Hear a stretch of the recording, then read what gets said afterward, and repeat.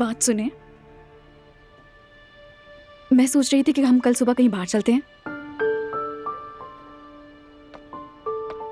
मेरा बिल्कुल कोई मूड नहीं। मुझे भी काम है। कौन सा काम है? अब्दुल्ला का ख्याल रखूंगी। उसे भी साथ ले लो। नहीं, फिर कभी।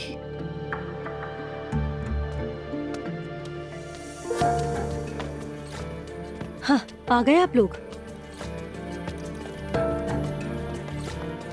अम्मी, कोई मसला तो नहीं है ना? मुस्तफा नहीं आया? मुझे क्या पता बेटी। मैंने उसे आपके पास भेजा था। वो तो नहीं आया वहां पर।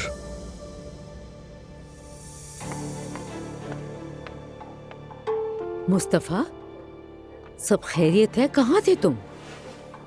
वो नायला ने कहा तो इसलिए मुझे आना ही पड़ा अम्मी। आपको परेशान नहीं करना चाहता था। वहाँ कितनी अच्छी तरह बातें सुनी मुस्तफा भाई ने। ना ही अपनी बीवी का दिल तोड़ा और ना ही दूसरों की प्राइवेसी में दखल दिया।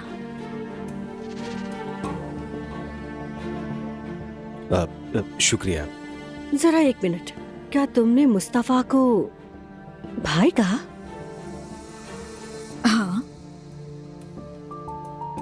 तुम तो इसे अपना भाई नहीं मानती थी, तो अब क्यों भाई कह रही हो?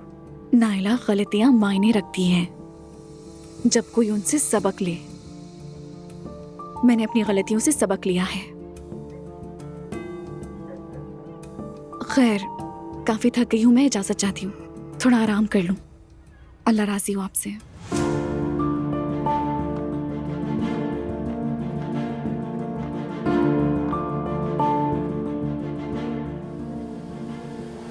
ये वाकई बहुत अजीब है।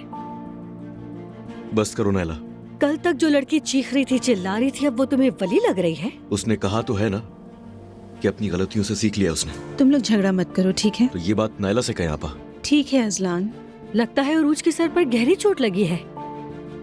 नायला देखो, तबसरा मत करो। मैं सोने जा रही हूँ। तुम लोग भी इन फजूल बातों में मत पड़ो। अल्लाह तुम सबको राहत दे। शुक्रिया अम्मी। मैं भी सोने जा रही हूँ।